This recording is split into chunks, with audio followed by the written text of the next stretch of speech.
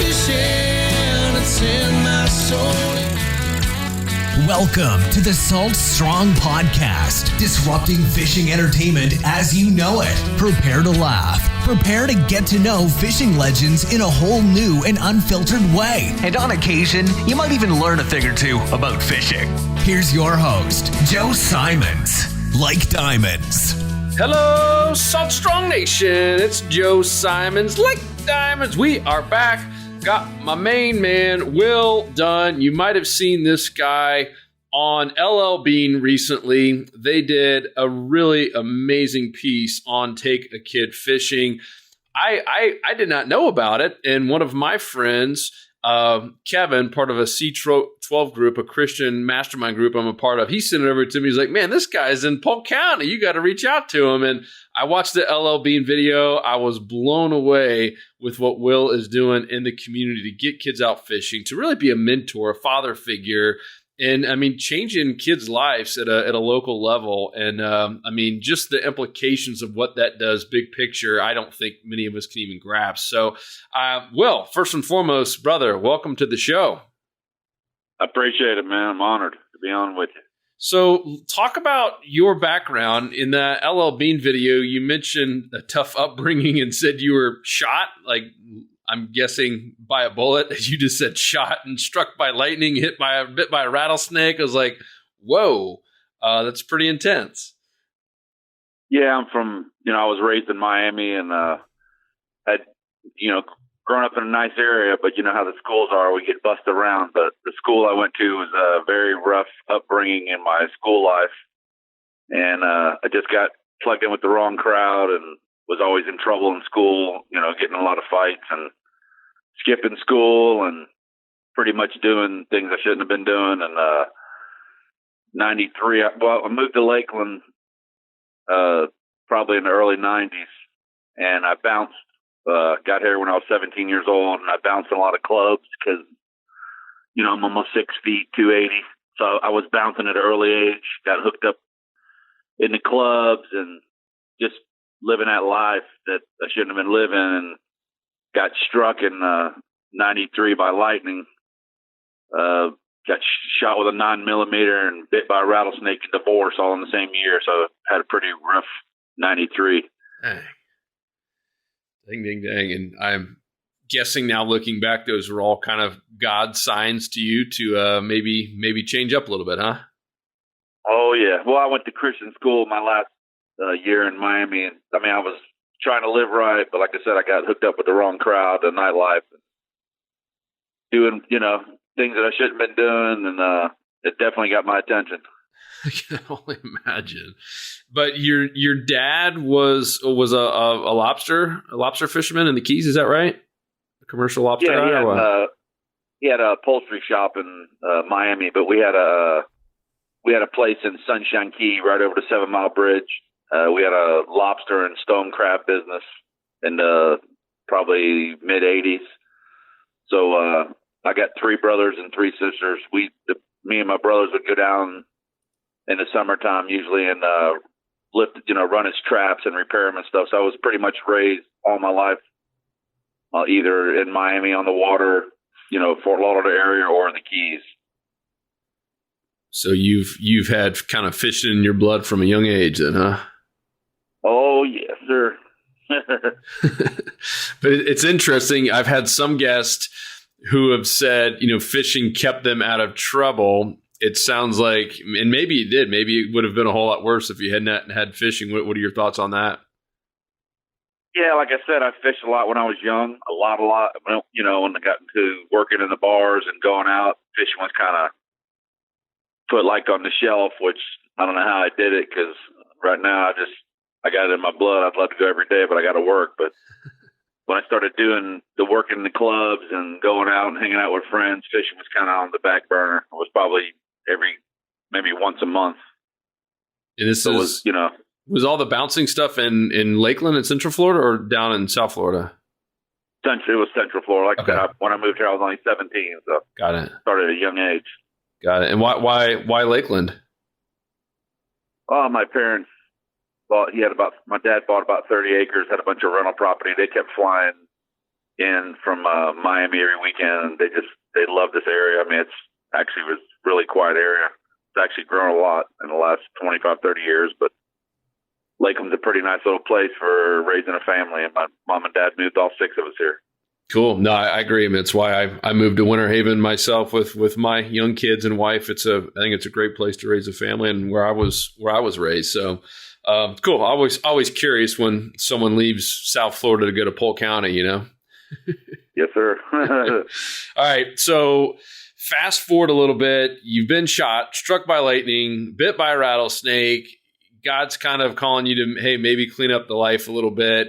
Did you start getting back into fishing right away? I'm curious how this whole thing kind of transpired, this whole take a kid fishing. Well, I started doing that. Then I started doing a lot of main security for Christian artists like Toby Mac and Mary and all your popular Christian artists. And moved in over here in South Lakeland. Our neighbor was about 7 years old, and he was fatherless, which his dad was not in his life. And the kid, I would see him out back. He would be like breaking stuff and just getting in a lot of trouble. So what I did was I started taking him fishing with me over the weekends, and it started, turning into fishing on the weekends and then fishing after work. Get home at 6 o'clock, 7 o'clock, and just hit the local lakes and all that. Just seeing what it started doing for him. And I mentored him. Now he's 18 years old. He was actually featured on the video with me at LDbean. That's pretty much how I started this organization, just seeing what it did for him. I wanted to start doing it for other kids. Wow. And so I take it this young man at 7 probably reminded you a little bit of yourself, and hey, this is you probably knew the path he was going to go down without a father in his life and, causing trouble, et cetera. Yeah, I knew what he was, I knew what he was into and what he was doing. Like I said, I grew up in an intact family. My dad was always a part of my life. And people always ask me, why do you, target the fatherless boys? Because I see what these boys are doing, and they have no mentor in their life whatsoever. And, mom's raising them, or grandparents.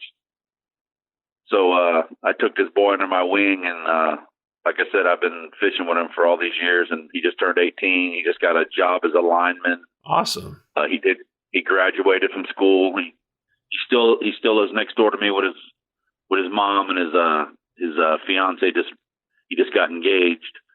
So, I mean, a lot of good things has happened for this guy, and I'm proud of him. So what do you think fishing did for him? Like, what did you see kind of transpire over the years? Well, it just took a lot of, off his mind of not, having a dad in his life. Like I said, all these years that I've taken him, I've never knew until the LDbean video came out that he looked at me as like I was his dad, because he actually said it in the video. So it really, really touched me.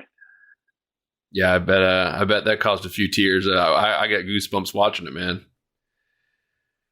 Yeah, they did a phenomenal job. Like I said, it was that was another.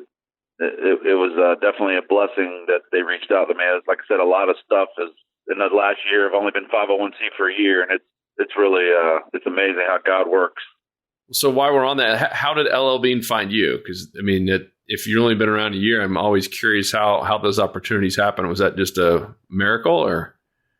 It was a miracle from God. But when they came in and did the shoot here in Winter Haven, I actually spoke to one of the directors. We were sitting around the fire after the shoot that night, and I said, I have a question for you.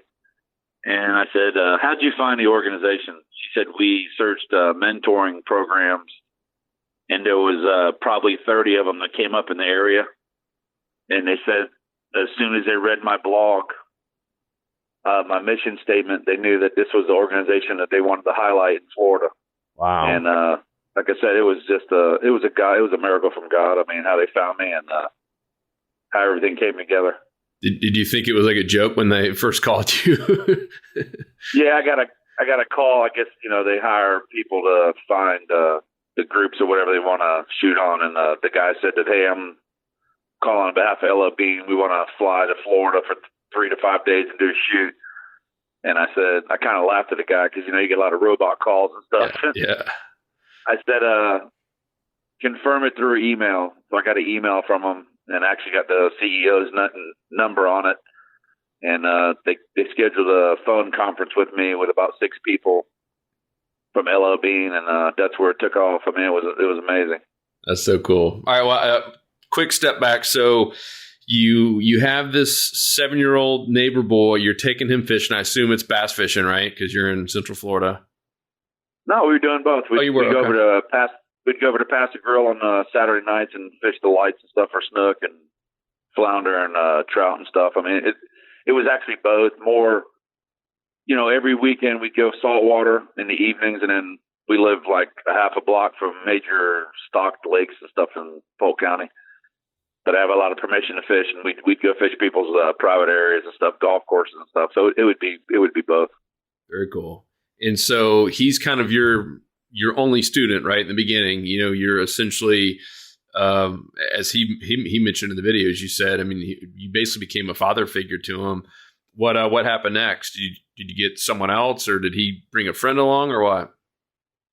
No, I just started sitting back going, there's got to be more kids I could reach out to. So I started connecting with a lot of your group homes in Lakeland, a lot of your foster home, group homes, villas and stuff, and started taking out bigger groups.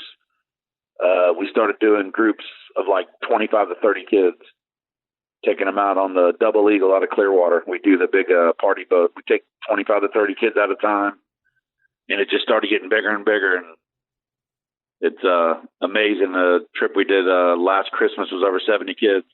Wow. And I saw on your website, 1,500. Is that that's how many different young men that you've mentored? Well, it's not just young men. It's girl. We take out young ladies too from the group homes. Got it. It's pretty much foster care / fatherless boys. So the foster care, the group homes have girls and boys, and they age from 7 years old to 17.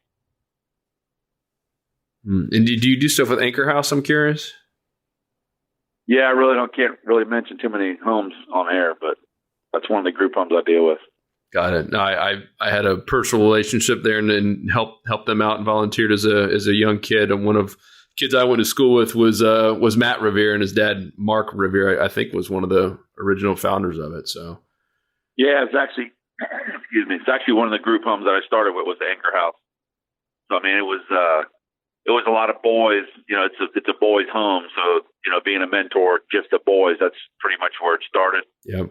And then it led to the other, group homes, which is co-ed, girls and boys. So, but it did start at the Anchor House. Cool. Yeah. As soon as you were talking about it, just remind me of that. That's awesome.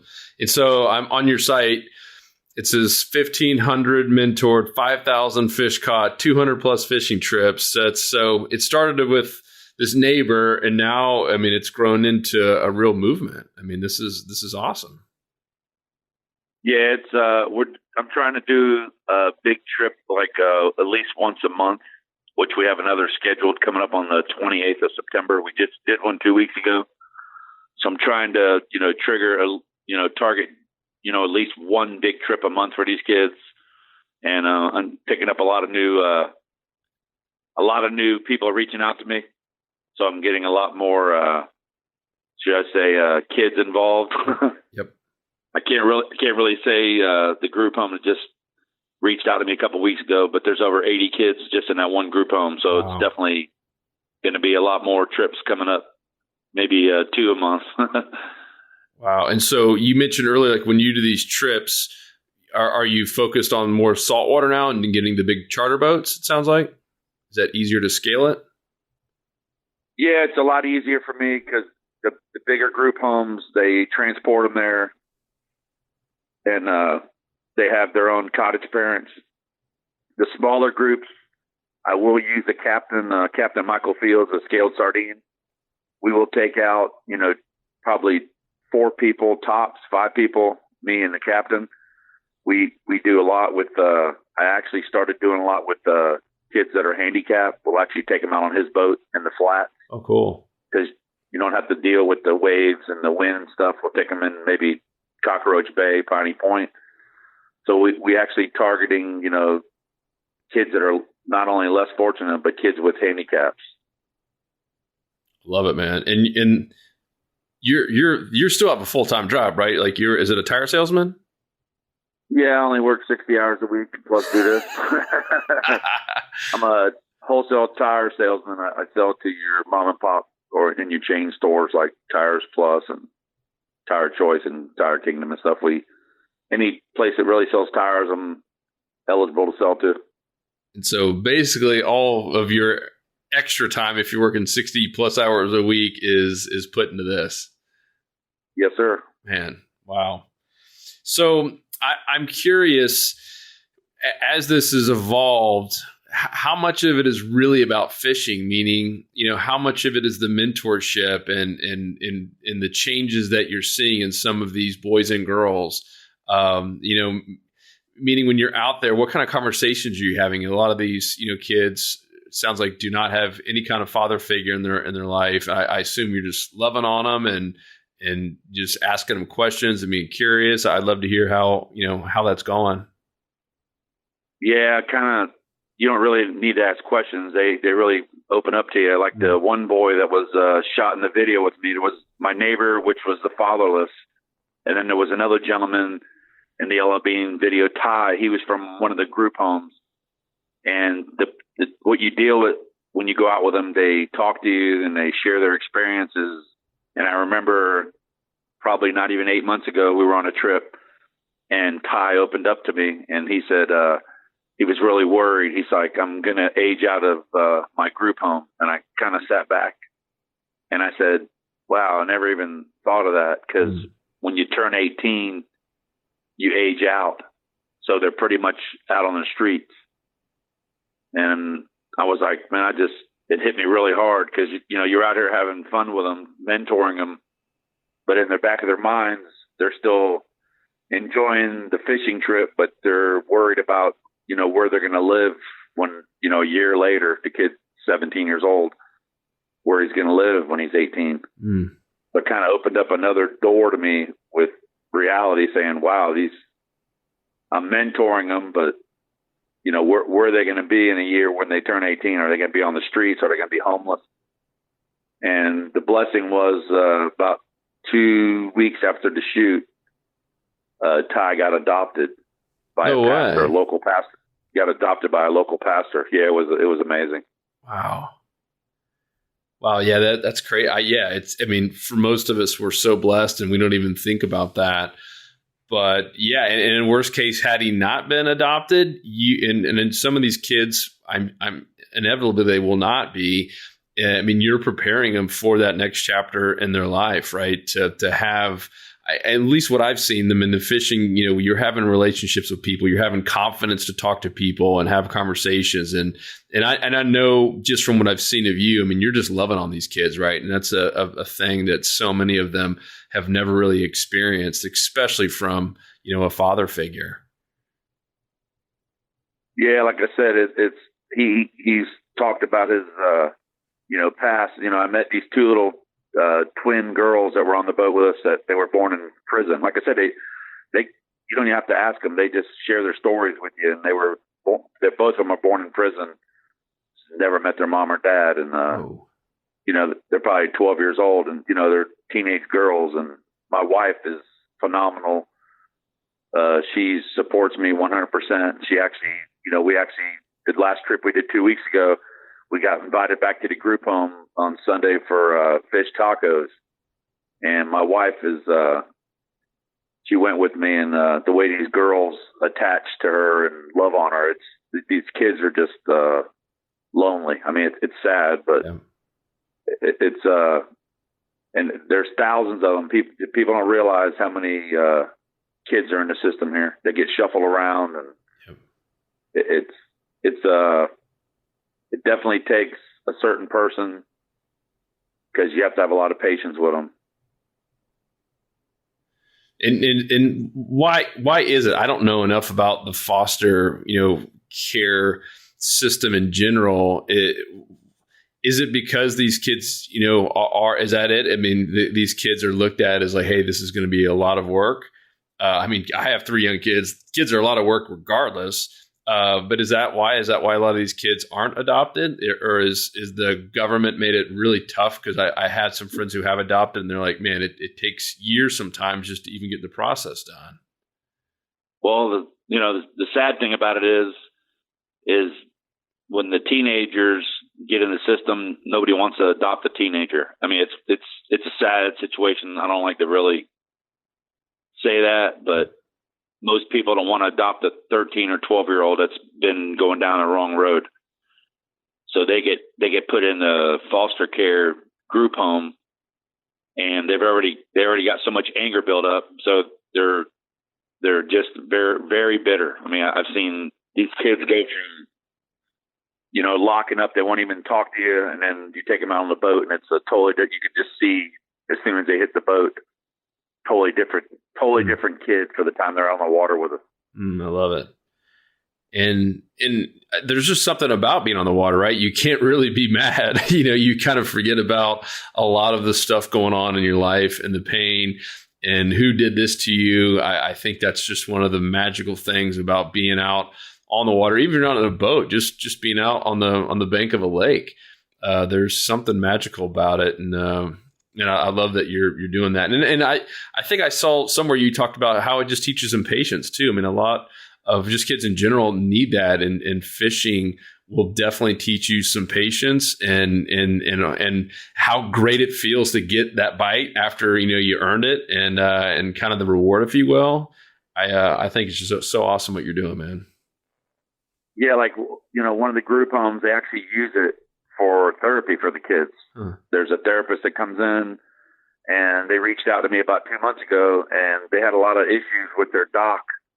They have like a stock pond. I don't know. It's about 40 acres, beautiful property right here in Polk County. They got hit really bad with Irma, and it tore their dock up. And the counselor called me and said, "Hey, I got a question for you. You know anybody that can repair our dock?" So I put it out there on Facebook, and I have amazing people that support me.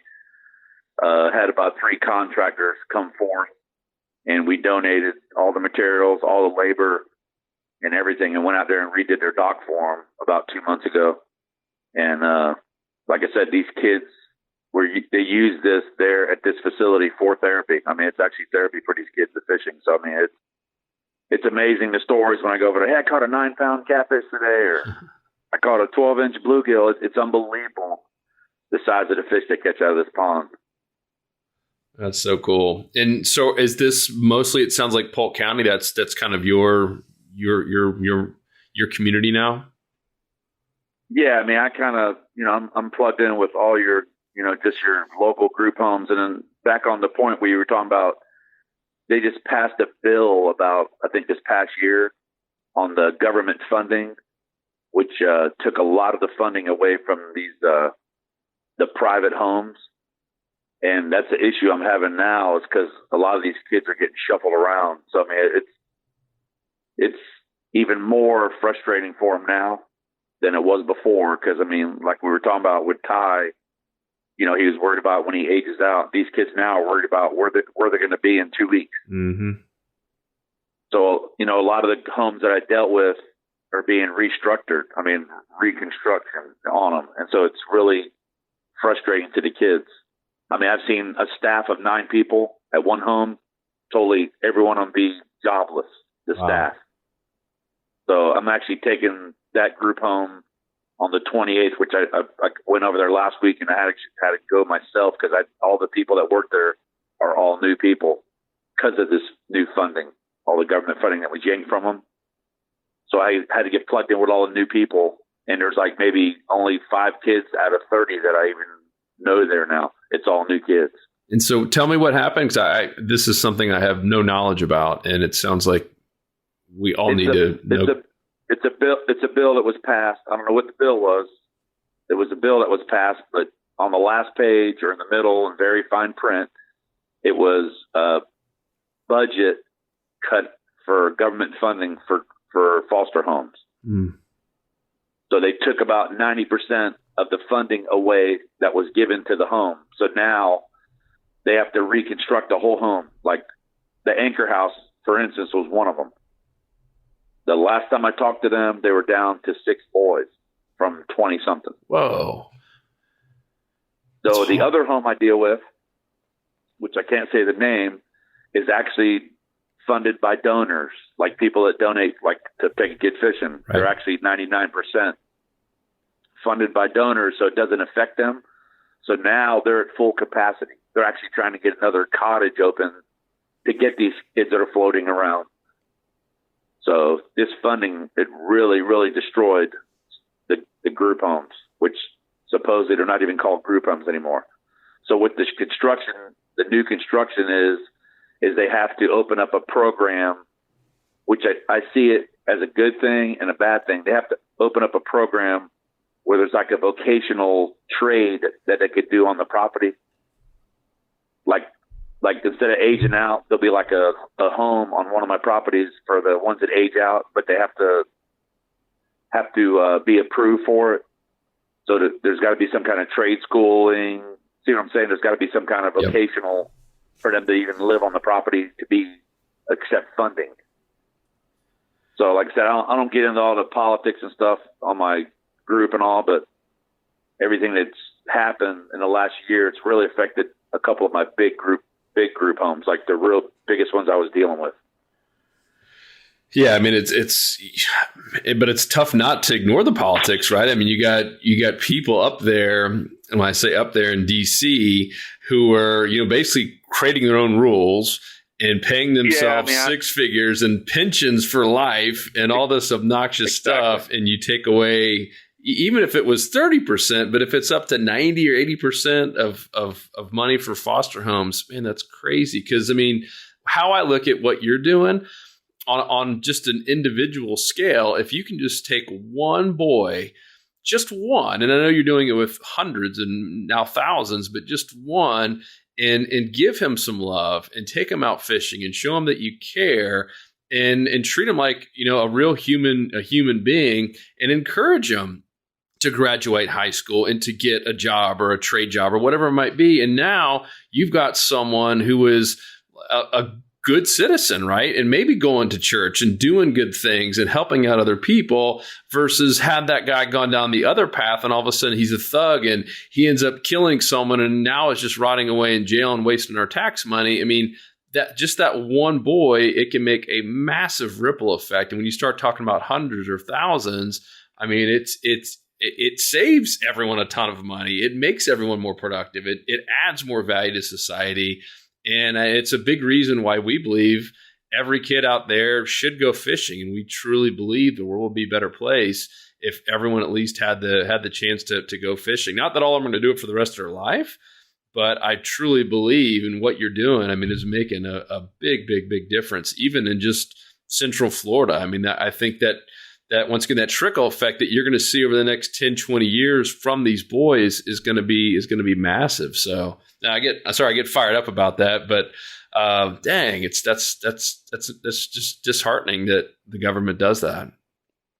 Well, like another thing with the LDbean video, my neighbor, he was when you watch it towards the end, he even said that he watched me mentoring him. Now he wants to give back to the community. So I mean, it's, like you said, it's a trickle effect. I mean, it's a good. You know what I'm saying? It's not. So it's awesome. I mean, just to hear how it's bloomed him. You know what I'm saying? I mean, the kid is, like I said, he's not a perfect kid, but it's definitely done so much for him. Just taking him and mentoring him and spending time with him and fishing with him. Oh, yeah. No, I mean, you've completely altered his life. No one's perfect, right? And it doesn't mean that an 18-year-old's not going to get in trouble and do a couple dumb things. Right, exactly. But yeah, you've completely altered the path that he was probably going to go down, which is awesome. He reached out to me last weekend. Me and my wife just did a little mini vacation, and he texted me. He's like, "Man, it was this past Saturday. He's like, we got to go fishing, man. I'm jonesing."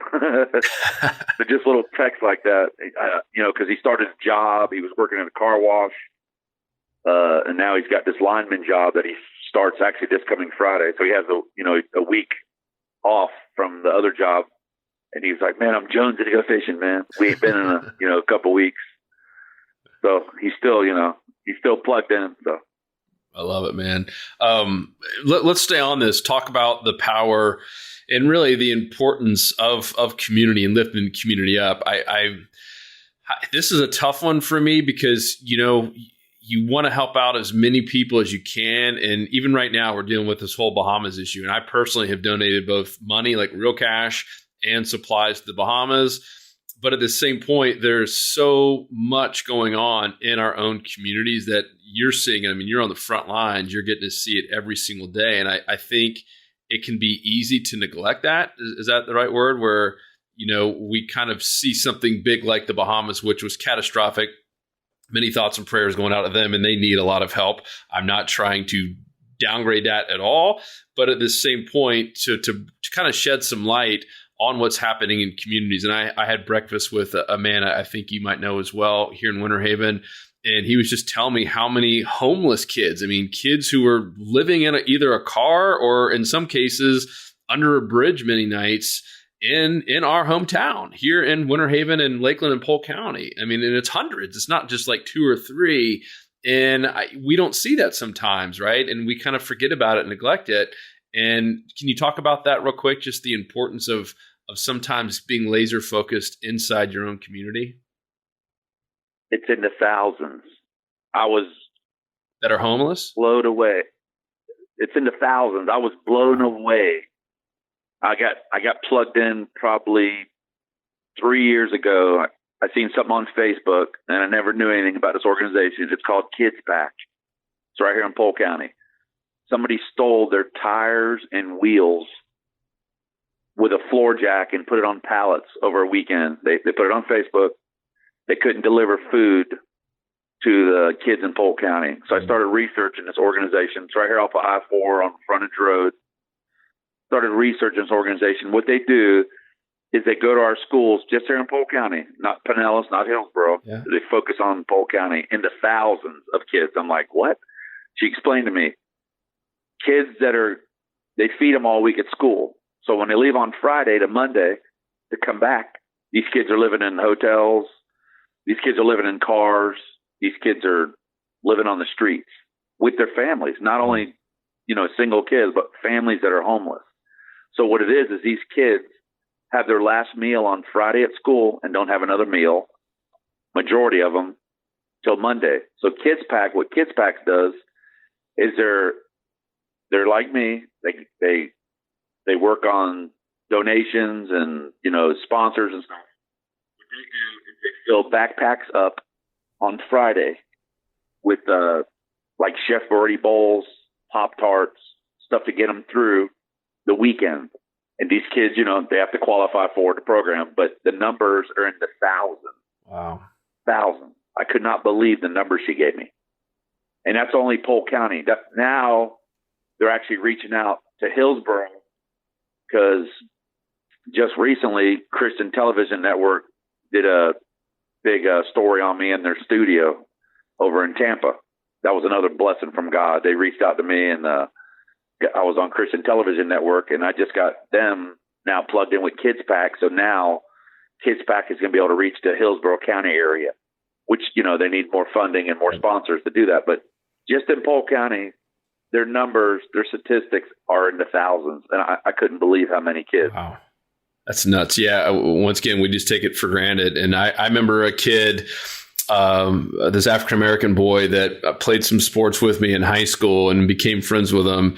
And, I came from a middle-class family. We weren't rich and we weren't poor.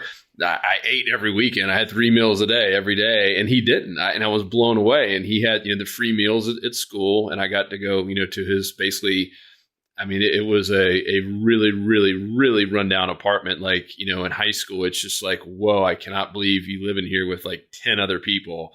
And he didn't get to eat on the weekends. And I still remember that. I was just like, wow. And he would come to my house and just chow down. And we got so much, we were like thrilled to just watch him eat so much. And you learn about what's going on in your community through things like that. And it really is eye opening. Again, emotional, just like thinking about it. Cause it's just like, and the fact that there are potentially thousands of kids just in our county, man, it's crazy that to think their last meal is on a Friday. So I wanted to shed some light to that because you remind me of what we should all kind of be looking at. And it doesn't have to be fishing. It doesn't have to be, a certain thing, but just find something that you're passionate about. And the way that you can help out with your local community. I really believe that is a big problem in America right now. I mean, I think one way we all feel that, right? I mean, don't you agree, Will? There's like something just kind of wrong in society. And I think a big part of it is we've kind of neglected our own little communities. And it's one of the downsides of social media and not being outside as much. And, the most of us, and this maybe is a challenge to you, do you know all 5 of your neighbors on each side of your house or your apartment or your condo, wherever you live? And if you don't, and I personally don't, I know most of them, but not all of them, then that something's kind of wrong if you don't even know your own neighbors' names. And I feel like that's a trend I'm seeing here in America, where people are inside and they're not as friendly with their communities, and they're not as involved, and they're not doing things like you are to help out and uplift and just to empower their own communities. And they don't say hi to the neighbors. It's almost like an awkward wave if you see them in the mailbox. And I am guilty of this. I have only had one small conversation with my next door neighbor. Shame on me.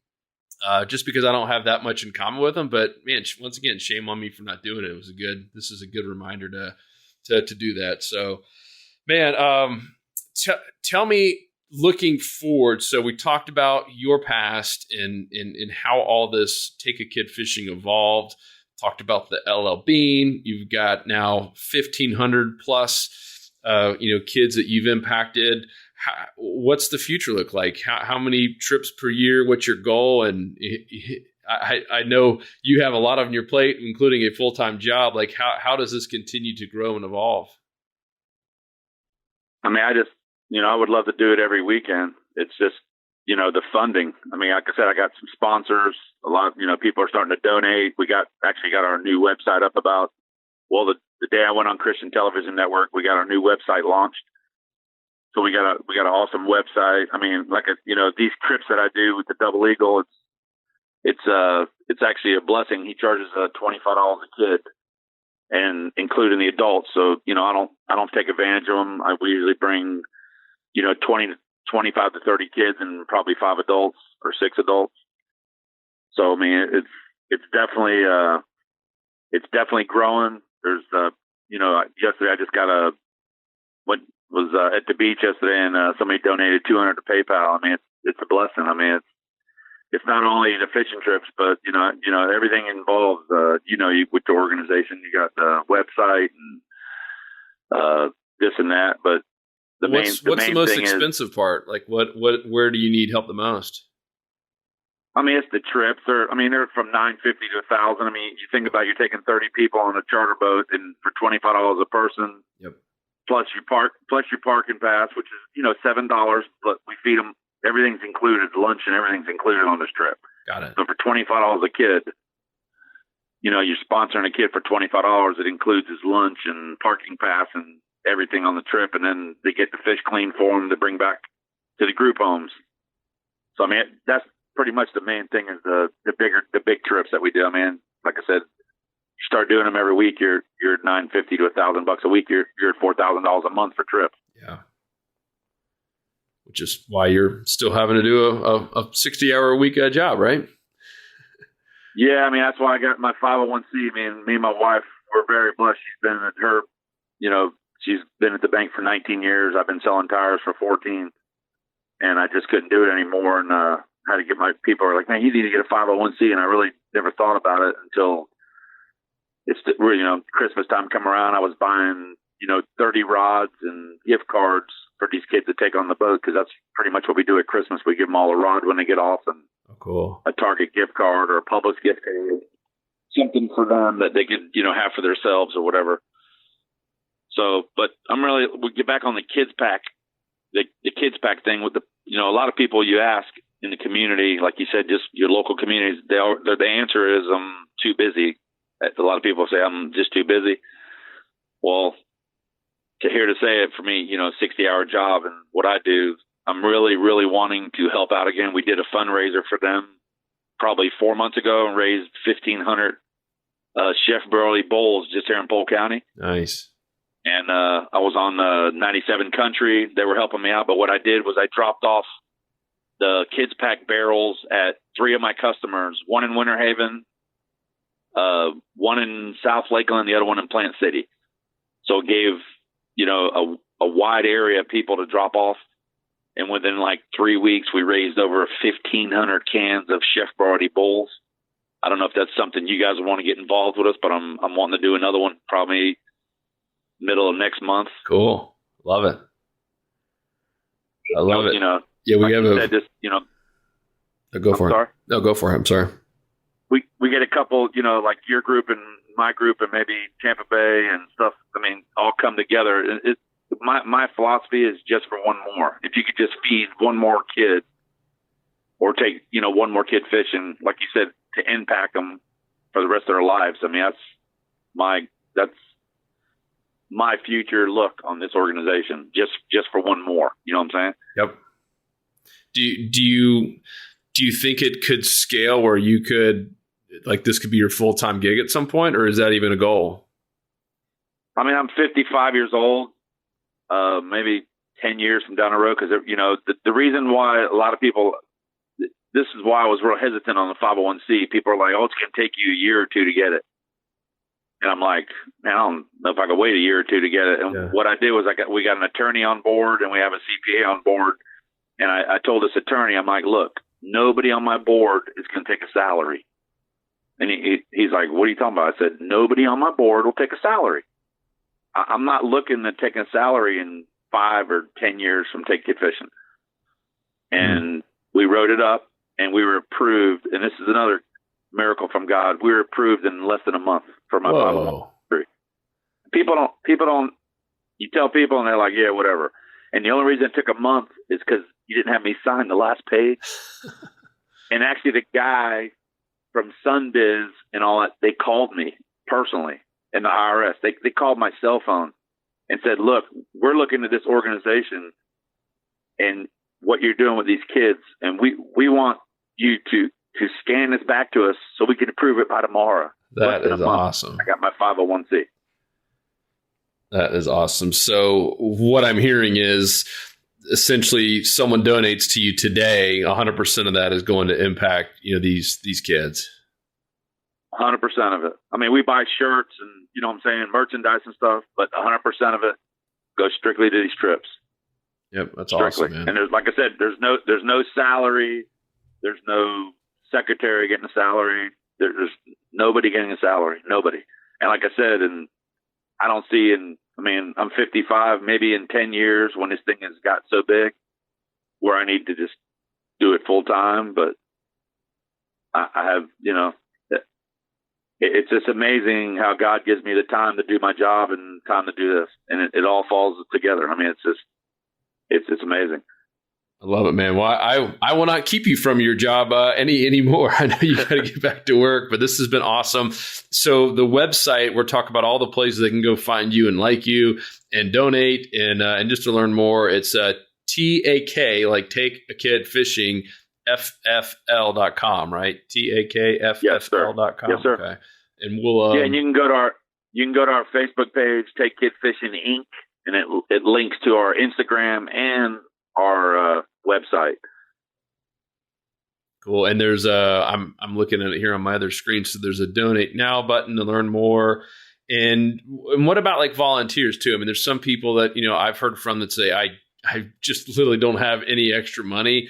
But maybe they have, old fishing supplies or tackle or rods or reels or just their time. What are some other ways people can help? Well, people could, I give a lot away on my page. I don't know if you, follow it. I know you follow it, but yeah, I do, we give a lot about the community. We just gave a bicycle away a couple weeks ago. We give like tackle and shirts and hats, and we give a lot back.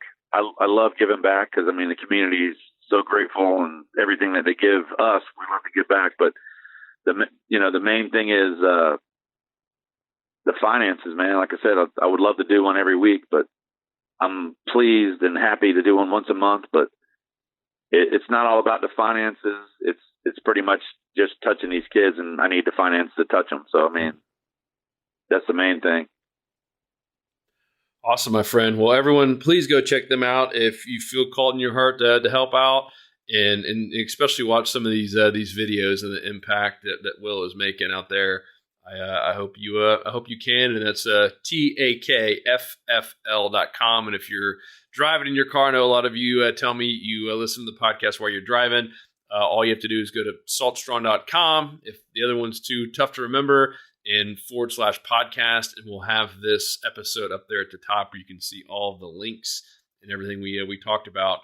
And man, Will, thank you again. I got one more thing to throw at you, buddy. Hey, on these companies or organizations or whatever, that if they do want to sponsor a whole trip, like I just got State Farm here, local in Lakeland, and Will's fitness gym out in North Lakeland, they did a fundraiser for us. If you do want to sponsor a whole trip, what I do is I actually will allow, a couple of people from your company to come on the trip with the kids to experience where your money's going. And that's another thing that these people are really liking, because say, Allstate sponsored a trip, and they're like, oh, when's your next trip? Well, it's the 28th. Well, you're welcome to come along and maybe bring your son or your daughter, or, 3 people at the max from your company to see how we're interacting with these kids.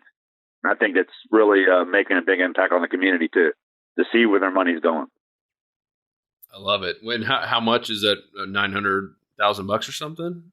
If you got 30. Yeah, it's like $950 to $1,000 for the for the big groups that we take out. Instead of somebody just donating, saying, hey, I want to give a $500 check. Yep. Or a $1,000 check, and saying, oh, but they get to go and, interact with the kids and stuff. I love it. And then, a lot of these people are really, like the last couple of groups that we've taken out, the CEOs came from the company. Like this past trip we took out, and him and his son actually did his, a nonprofit community hours or whatever on the boat with the kids. I mean, it really blessed them too. That's Not awesome. only blessing them to give, but blessing them to be there. So. And how did they contact you about that? I'm sorry? Did they contact you personally about that, or is that on the site too? They contact. What's your question? I'm sorry, you got me. Yeah. I'm sorry. I didn't know if that was a special type of donation, or if they need to reach out to you to say, hey, I want to sponsor this whole trip and just pay for it. Well, he actually reached out to me because their company got to be able to pick a nonprofit of the year. And a lot of people are doing that now, like on the birthday things. If you go like your birthday, pick a nonprofit. Yep. Take a Kid Fishing Inc. now is, we got an EIN number, register with Sunbiz with the state. If you go on that and click on it, it'll raise money for your birthday. Well, this guy that my wife knows, his wife, his company was like, pick a nonprofit of the year that they want to donate to. And they were like, take a kid fishing. They'd seen the LDbean videos and stuff. So they reached out to me and said, we want to sponsor a trip. And I said, well, if you sponsor a trip, this is what I want to do for you. And this is what I started doing the last 3 trips. Is if a company sponsors, you're welcome to bring, your family, your son, daughter, maybe one of your coworkers to help out. So, I mean, I just seen it blesses them, the giving and then receiving too from the kids. Love it.